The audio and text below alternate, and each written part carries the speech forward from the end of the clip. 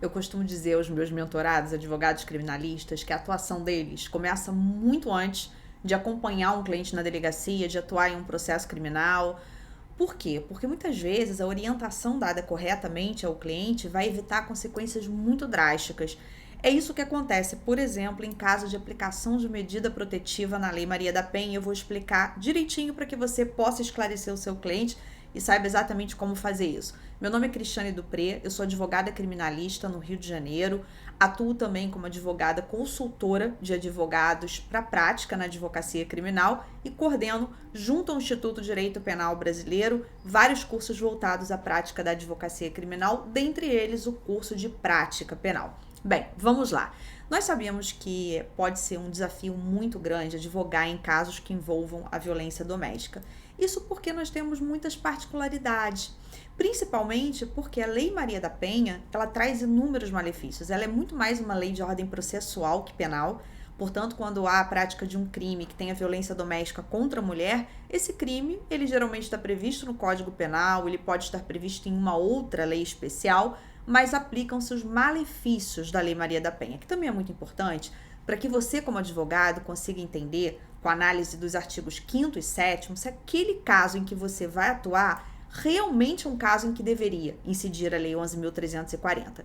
E antes de nós chegarmos nas medidas protetivas, é claro que essa análise precisa ser feita, porque afinal de contas, a medida protetiva, seja do artigo 22, seja do artigo 23 da Lei 11.340, ela é aplicada se houver incidência da Lei Maria da Penha. Então, o que você precisa verificar? Bom, essa violência, de fato, ela é doméstica?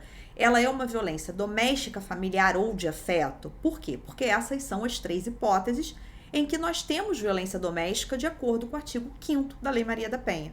Então, nós podemos ter uma violência que seja, por exemplo, entre pessoas casadas ou pessoas já separadas, é o caso do inciso 3, é o caso de violência em qualquer relação íntima de afeto, mas nós podemos também ter uma situação de violência doméstica e aplicação da Lei Maria da Penha numa agressão, por exemplo, feita pelo pai contra a filha, pela mãe contra a filha, seria a existência da violência familiar. Por isso que ela será, no fundo, doméstica, familiar ou de afeto. Nós não precisamos dos 3 incisos do artigo 5º para que haja incidência da Lei 11.340. Basta, portanto, que um deles esteja presente. E nós temos que verificar se há uma das espécies de violência. Isso é com o artigo 7º, ou seja, se a violência ela é física, moral, psicológica, patrimonial, sexual. Então, se nós temos, por exemplo, uma lesão corporal praticada pelo marido ou pelo ex-marido contra a esposa, contra a ex-esposa, nós temos, via de regra, uma situação de aplicação da Lei Maria da Penha, pelo artigo 5º, inciso 3, e pelo artigo 7º, por se tratar de uma violência física. Bem, e um dos pontos importantes é a aplicação da Lei Maria da Penha. Isso porque muitas vezes, quando você atende o cliente, a pessoa agredida ela já está com uma medida protetiva. Muitas vezes vai haver o registro de ocorrência, ela já sai ali da delegacia com aquela medida protetiva. Mas na maioria dos casos o seu cliente não sabe exatamente quais são as consequências, por exemplo, de um descumprimento. E nós temos inúmeras possibilidades de medida protetiva, sendo que uma das mais comuns é o afastamento, a impossibilidade de permanecer no mesmo local ou se aproximar a menos de tantos metros. Isso vai ficar fixado na medida, 300 metros, 500 metros, enfim, a gente vai ter que olhar o caso concreto. E o problema é que antigamente, antes da alteração feita na Lei Maria da Penha, que incluiu o artigo 24A, nós não tínhamos um crime de desobediência por descumprir medida protetiva. Mas atualmente nós temos. Antigamente, a nossa jurisprudência, inclusive, durante muito tempo entendeu que, como já havia uma consequência para esse descumprimento, nós não teríamos o crime de desobediência. Mas o artigo 24A, hoje em dia, da Lei Maria da Penha, traz, inclusive, uma espécie de crime de desobediência em que vigora o princípio da especialidade. Nós não temos uma desobediência genérica a uma ordem judicial, por exemplo. Nós temos uma desobediência específica. Eu vou colocar para você aqui na tela a redação do artigo 24A. Então, olha o que o artigo 24A vai nos trazer. Descumprir decisão judicial que defere medidas protetivas de urgência previstas nesta lei. Então, se nós temos o descumprimento de uma medida protetiva de urgência por parte do cliente, O cliente, ele não só possivelmente vai continuar respondendo pelo crime ao qual ele já estava quando procurou você, mas ele pode ainda responder por um novo crime, que é o artigo 24A. E perceba o seguinte, que muito embora aqui a gente esteja falando de uma pena de até 2 anos, nós temos o contexto da violência doméstica. Então, nós não vamos dar aquele tratamento básico da infração penal de menor potencial ofensivo, que vai para o juizado, que cabe medida despenalizadora, isso. Por quê? Em casos de aplicação da Lei Maria da Penha, nós não aplicamos a Lei 9.099. Isso está lá no artigo 41. Então, olha como que a situação do seu cliente ela pode se complicar mais ainda se houver o descumprimento de uma medida protetiva. E, além disso, pode haver a prisão dele.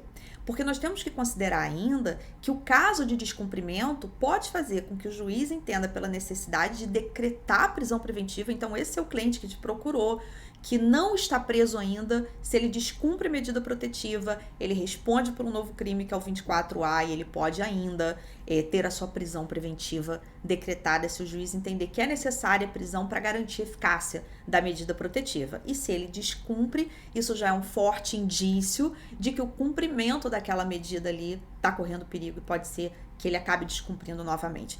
E o seu papel como advogado, como advogada, quando você começa a atuar em um caso que envolva violência doméstica, é você justamente esclarecer para o seu cliente. Esclarecer todo o contexto do que está acontecendo e esclarecer principalmente, tornar para ele muito visível tudo isso que eu estou falando para você aqui. Qual é a consequência se ele descumprir uma medida protetiva? Lógico que o artigo 24A que você está vendo na tela, ele é um crime doloso. O que significa isso? Se por um acaso o seu cliente vai até algum local, né, que a possível agredida, né, a vítima, claro que a gente tem que olhar o caso concreto, né, se realmente aconteceu, se não aconteceu, mas se ela tá naquele local e ele vai até o local e não sabe disso, então, por exemplo, um evento que ele vá, né, uma festa de Réveillon que ele vá, e ele não sabia e encontra com ela lá, tem crime de desobediência? Já que existia a medida de afastamento? Não. Porque para ter o crime, ele tem que querer descumprir, ele não pode esbarrar com a vítima sem querer. Então você, como advogado, tem que considerar também que caso aconteça uma aproximação, mas uma aproximação que não foi dolosa, você tem uma tese de defesa, tanto para que não ocorra o crime de desobediência do artigo 24A, como também para que não seja decretada a prisão preventiva desse seu cliente. Então é muito bom você trabalhar com todo esse contexto. E lembrando que há casos em que, a depender da medida protetiva que foi aplicada, você pode tentar requerer a revogação dessa medida, a troca dessa medida, indo inclusive despachar pessoalmente com o juiz, mostrando se aquela medida de repente inviabiliza. Vamos imaginar que a medida tenha sido fixada de afastamento a tantos metros, só que aquele pai que agrediu aquela filha é vizinho dela de porta. Então, como vai fazer? Ele vai ficar afastado da casa dele, né? Eles não moram juntos. Então, como é que poderia? Não poderia ser trocada por uma medida dele não poder contactá-la, não poder entrar em contato com ela? Vamos imaginar que trabalhem juntos. A aplicação de uma determinada medida protetiva pode inviabilizar o sustento do suposto agressor. Então, há casos em que você consegue, né? Você pode, mostrando toda essa realidade e mostrando os impactos, né? Que vão além do objetivo primordial da medida de proteção na vida da pessoa que foi o suposto agressor, você demonstrando isso, você pode requerer eventualmente uma revogação, uma substituição de uma medida protetiva por outra, mas sempre esclarecendo esses pontos que a gente colocou aqui. Então, o seu cliente ele precisa saber que isso aqui não é brincadeira, que existe uma consequência muito séria caso ele descumpra, porque muitas vezes o cliente chega até o advogado revoltado. Às vezes ele se acha vítima de uma injustiça, às vezes ele é, às vezes ele não é. Cada caso é um caso que você tem que analisar naquele contexto todo que está sendo trazido. Mas, de qualquer forma, o seu cliente ele precisa saber de tudo que pode acontecer e de todas as consequências. Inclusive as consequências se eventualmente ele pensar ou estiver com vontade já de descumprir uma medida protetiva. Eu espero que esse vídeo tenha te ajudado. Inscreva-se aqui no canal. Aqui tem vídeos diariamente e temos aulas ao vivo todas as terças-feiras às 19 horas, voltadas para advogados criminalistas, para estudantes de direito que queiram iniciar na advocacia criminal. Então, sempre terça-feira, 19 horas. Se inscreve, já ativa as notificações para você receber os avisos do próximo vídeo. E eu vou deixar para você aqui abaixo do vídeo alguns links que de repente vão ser importantes nessa sua caminhada, na sua trajetória da advocacia criminal. Um grande abraço e até o próximo vídeo.